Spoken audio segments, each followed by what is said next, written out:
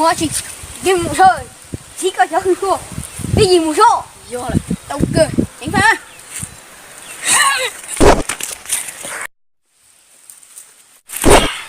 ô vậy luôn có cho hư khô chịu lại đi kia nữa cho lại mua tao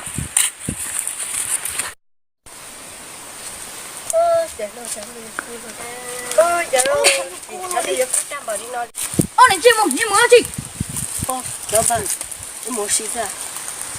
ôn chung mình đấy tôi thấy à có biết thế bố đi rồi yo biết gì muốn đi siêu rồi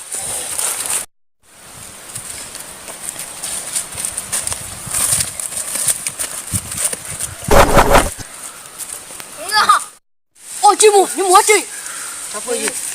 Bị chán để chơi ô liu sao vậy? nên muốn thế đã chị Nà chơi gì rồi? Chán chán đó thì với à không chơi chơi. Bây giờ này cháu phải nhỉ? Cái chơi đi mua là gì? ồ xây dùng những cái chọc chặt à dùng những cái sư sao muốn thế à không đã giống đồ Nhớ rồi, yo đi cha, anh chơi mua luôn. Hello.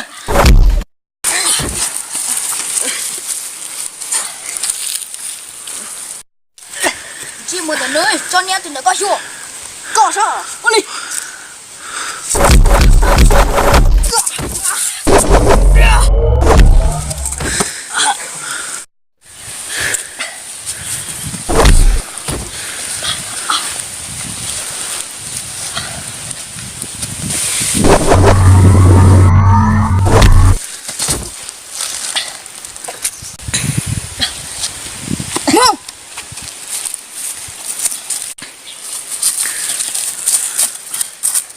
Đi đâu?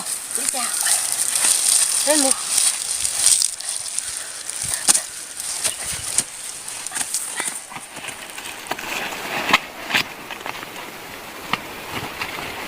Cứ chẳng thể đi đâu, còn cái đi cũng không trong siêu vi thì sao?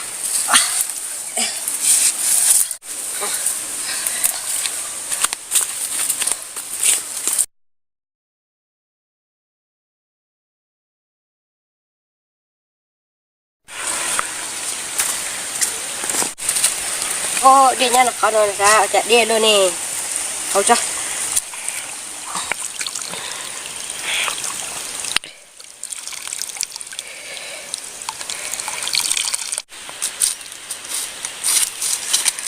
Ô, để tí nó chán tụi nó kết pha lo đi lắm.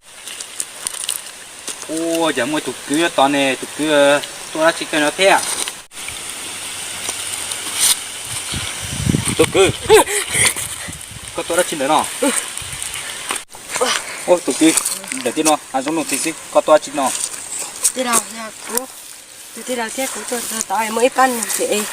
Mới đầu xe đi vào nhấp sát to.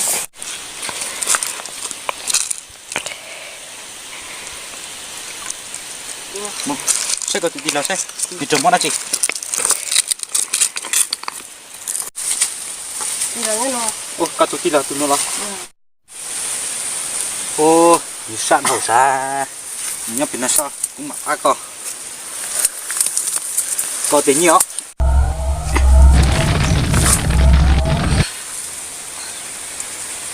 Ô, cô sẽ có lúc rọt chế nó. Chỉ tao mua hư khu là tí thấy co. Chỉ cũng mà mua. Cô đi hư khu, mình chỉ đó co.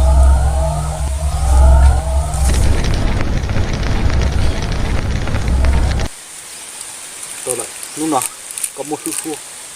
Có ô tàu chút kỳ lại. Ô cháu đi nào. Chưa đi chả. Ô chạy có kinh cha liu. Nó có kinh kế lại. Ô liu.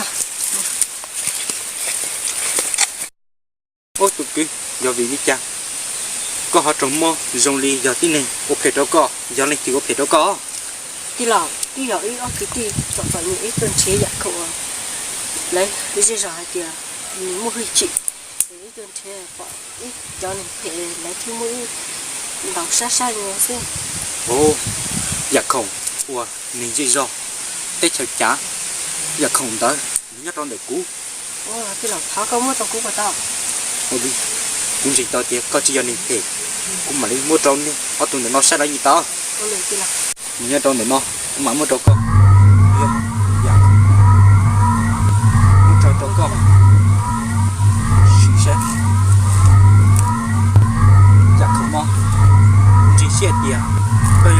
sao có cho mu ba có lúc này bao giờ có lúc này có tiền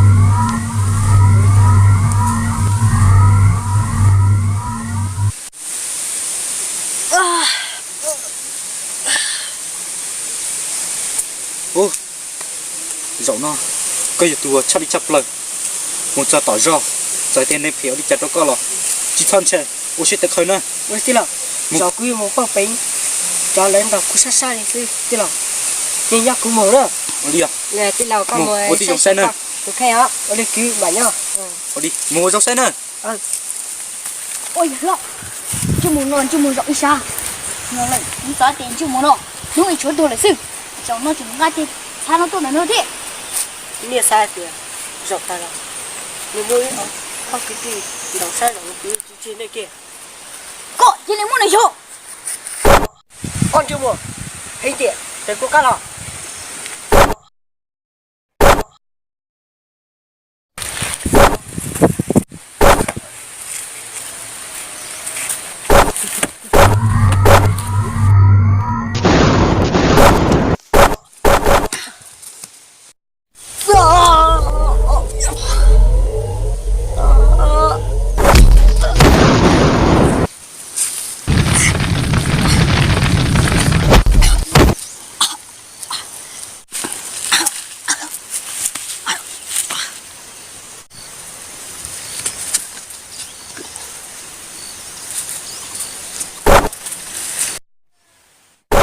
chưa mua nung nụ cúi ở bọc cứ đang cho trọc cú sao sao thì coi ô không được gì nhá